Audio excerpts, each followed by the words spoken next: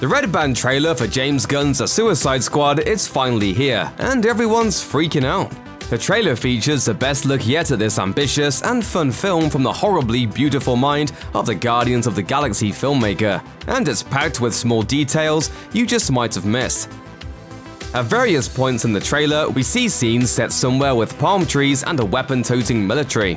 What is this place? It's a fictional island nation in Latin America that we know from previous reports is called Corto Maltese. The Suicide Squad producer Peter Safran previously explained the significance of the island and why the Suicide Squad is going there in the first place. There, they have to destroy a Nazi-era prison and laboratory named Jotunheim. It's a place where political prisoners were held and experimentations took place. Corto Maltese's military has more than its fair share of encounters with the squad, and by the looks of it, they're being led by Major General Martio Soares, who's played by Joaquin Cosio of Narcos fame. As Gunn revealed in a post he shared on Twitter in September 2020, he wrote the role specifically for Cosio.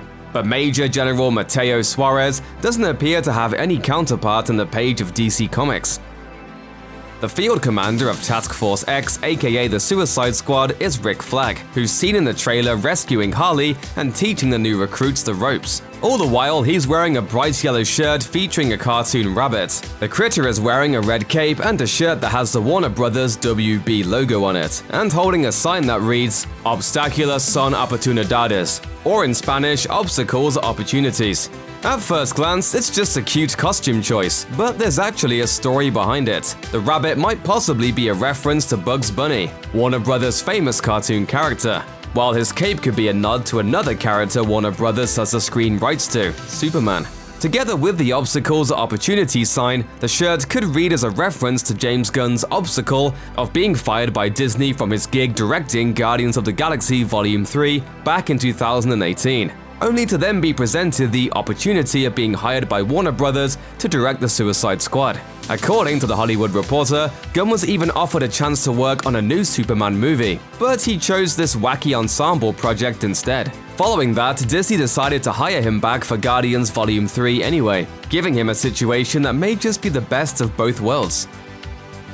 We've known for a while that King Shark would be a major player in the Suicide Squad, but there wasn't much conversation surrounding the character's casting, apart from reports that Steve Agee was serving as the on-set stand-in. But the lucky actor who would actually be voicing the Royal Fishman was totally a mystery, until now. After the release of the trailer, which features a shockingly realistic-looking King Shark getting up to some upsettingly violent activities, Gunn took to Twitter to let everyone know that it's none other than Sylvester Stallone providing the voice for the aquatic anti-hero. Stallone also addressed his casting on Twitter, sharing a hilariously typoed post that reads, "Okay Shark, coming your way.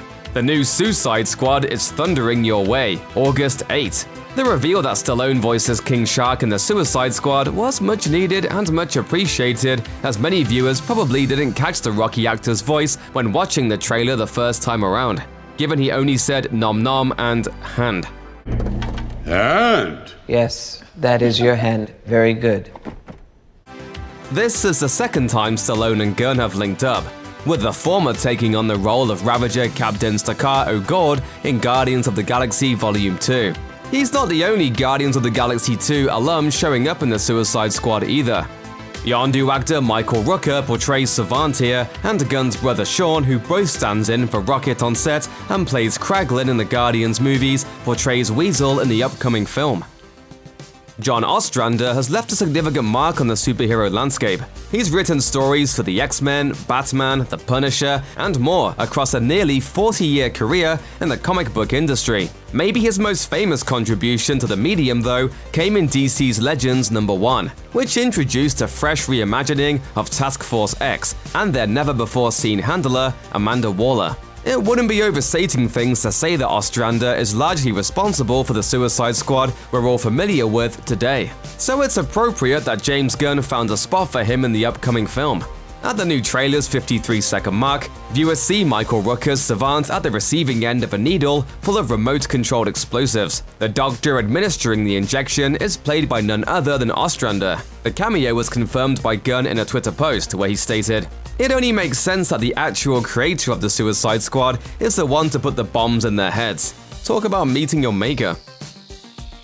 Amongst the several members of the squad featured in the trailer, there are a few faces obviously missing. However, if you have an eye for detail, you'll pick up on hints of them amongst the chaos. Near the end of the trailer for the Suicide Squad, there's a quick glimpse at one of the movie's brand new characters, Sol Soria, played by I Am Legend's Elisa Braga.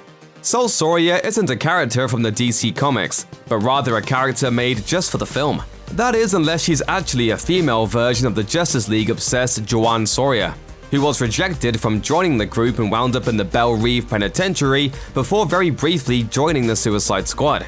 Near the very beginning of the trailer, when Amanda Waller is looking at Harley Quinn's file, there's a second one beneath it that seems to hint at one of the Suicide Squad's other newcomers, Mongal. While the file is mostly cut off, the details in it include things like alien and orange, which are pretty apt descriptions of the super strong extraterrestrial character. Mongal is being played in the movie by martial artist Mei Ling Ung, who did stunts for Wonder Woman. With mass homicide and war crimes listed in Mongal's file, she definitely fits in among the other criminals of Task Force X. Fun's fun and all, but at the end of the day, a long-term relationship with a clown is nobody's proudest achievement. It's the sort of thing you carry for a while, and you might take out your frustrations on the people around you, either with harsh rhetoric or a giant wooden mallet. Harley Quinn has historically gone with a little of column A and a little of column B. So it shouldn't be surprising that she displays a variety of possible coping mechanisms in the Suicide Squad's trailer. Though Harley is very much her own person in a post-Joker world, that doesn't mean she doesn't hold a grudge. In what might be a particularly sly dig on her former beau, she tells The Thinker, "If we find out you have personalized license plates, you die." Characteristically zany? For sure, but it has added meaning when you remember that Joker had vanity license plates on his car in the first Suicide Squad.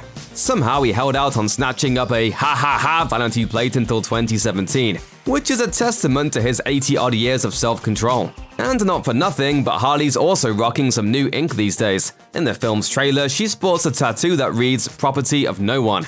Her pudding days are clearly behind her. There's a familiar face hidden in the Suicide Squad's trailer if you look close enough, and it's not Sylvester Stallone as a shark. During the brief party scene, you'll notice an older gentleman desperately clinging to a young woman on the dance floor. That man is none other than Lloyd Kaufman, the co-founder of Troma Entertainment. You may know him as the co-director and co-writer of the 1984 cult classic, The Toxic Avenger, or the multi-talented mind behind many other Troma productions. Gunn actually got his start at Troma Entertainment when he wrote 1995's Tromeo and Juliet with Kaufman as his mentor. Since then, Gunn has been plugging Kaufman into cameo appearances with astonishing regularity. Kaufman appeared in Gunn's 2006 horror flick Slither, his 2010 dark superhero deconstruction Super, and even as a prisoner in 2014's Guardians of the Galaxy. Coincidentally, Kaufman used to collaborate regularly with John G. Avildsen, the director of Rocky, and had cameo appearances in both Rocky and Rocky V, making the Suicide Squad another notch in his tally of Sylvester Stallone team-ups as well. When a group of villains get together to take down one big bad villain, things tend to get crazy quickly. Last time around, the titular squad was sent on a mission to defeat Enchantress, but in the latest adventure, the major threat appears to be far more seafood in nature. Yes, it seems fans are going to get a good look at the giant alien starfish known as Starro the Conqueror. After amounting to nothing more than just a quick Easter egg in Zack Snyder's Justice League, Starro gets placed front and center in the trailer for the Suicide Squad. Oh my god, we've got a freaking kaiju up in this Starro's had various powers over the years, but the most noteworthy is its mind control abilities. Seeing as how it's apparently been kept hidden on Corto Maltese, it's possible the villains there have been trying to figure out a way to harness its powers to control the masses. Or maybe it's the other way around and they're all under Starro's control. With Gunn at the helm, literally anything is possible. So there's only one way to find out. Mark your calendars for the Suicide Squad to hit theaters and HBO Max on August 6th. Check out one of our newest videos right here. Plus, even more Looper videos about your favorite movies and TV shows are coming soon. Subscribe to our YouTube channel and hit the bell so you don't miss a single one.